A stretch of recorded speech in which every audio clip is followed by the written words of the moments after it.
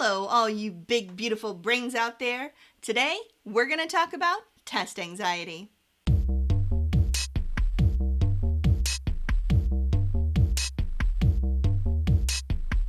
Before we get started, take a minute to subscribe to Psy vs. Psy. Help out your friendly neighborhood psychologist while I tell you all about test anxiety. So, it's that time of the semester again, my big, beautiful brains. Test time. A lot of you watching are students or teachers, and that means you're probably going through finals week right about now. What better time to talk tests? The APA defines test anxiety as tension and apprehensiveness associated with taking a test, frequently resulting in a decrease in test performance. But that's kind of a simplified explanation. I mean, most of us get nervous or anxious when taking a test. After all, tests are important, and a bit of that heightened emotional response keeps you on your toes, helps you to focus. A model of stress called the Yerkes-Dodson law, which I should probably make a video on, tells us that performance increases with increased psychological or mental arousal. Think about it like really getting psyched up before a big game. Getting excited or anxious helps you score the goal better, run the race a bit faster, or shoot the goal pitch a bit farther.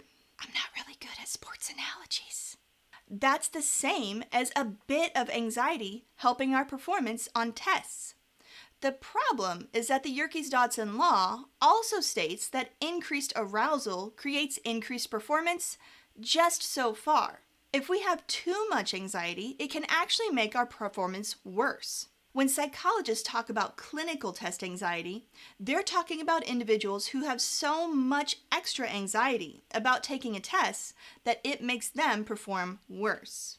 So just because you might be anxious or nervous when taking tests sometimes, doesn't mean you necessarily have clinically diagnosable test anxiety. We can all be anxious while taking a test, but we don't all have test anxiety. Some of the symptoms of test anxiety can be quite easy to observe physically. People with test anxiety usually experience heavy sweating, palpitations, trembling, and sometimes digestive issues like nausea or even vomiting. But people with test anxiety experience other, less easy to see on the surface symptoms as well. One of the most common are repetitive thoughts about academic failure. Thoughts like these can become a hindrance to actually completing tests and other everyday behaviors. People with test anxiety also usually experience a great deal of social worry and express an abundance of concern that they might be negatively judged by others, like their classmates, teachers, or family. People with test anxiety also usually show a tendency to procrastinate more when it comes to academic tasks, which can be really bad if that's contributing to the anxiety. Oddly enough, one of the few ways to clinically diagnose test anxiety is with a test. One of the first was the Test Anxiety Questionnaire by George Mandler and Seymour Saracen in 1952. One of the most frequently used today was developed back in the 1980s by Charles D. Spielberger, who studied the differences between constant anxiety, or what would now probably be called generalized anxiety, and temporary anxiety, which is an anxiety brought on when someone is only in certain situations or exposed to specific conditions. He called his test anxiety inventory the Test Anxiety Inventory. Psychologists are really bad at naming stuff. Spielberger's inventory asks how often they experience symptoms of anxiety before, during, and after tests.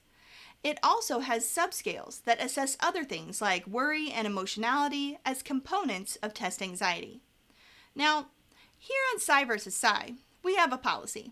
We don't diagnose our friends. A little bit of psychological knowledge can be dangerous when used inappropriately. But if you found this video because you're thinking you might have some of the symptoms of test anxiety and are looking for help, we highly recommend seeking out mental health counseling near you or going to your campus disability services office. Oftentimes, test anxiety can be more manageable with the tools your campus disability service office can provide. If you want to know more about some of the other topics in this video, like the Yerkes-Dodson law, or some of the other psychological assessments psychologists have to diagnose anxiety, make sure you subscribe to Psy vs. Psy so you can get all of our other videos and you can learn all about the science of psychology. Until next time, keep thinking, and I'll see y'all later. Bye!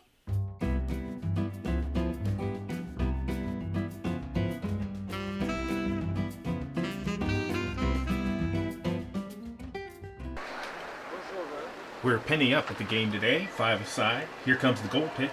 He shoots wide. It's a home goal! I knew that was a thing.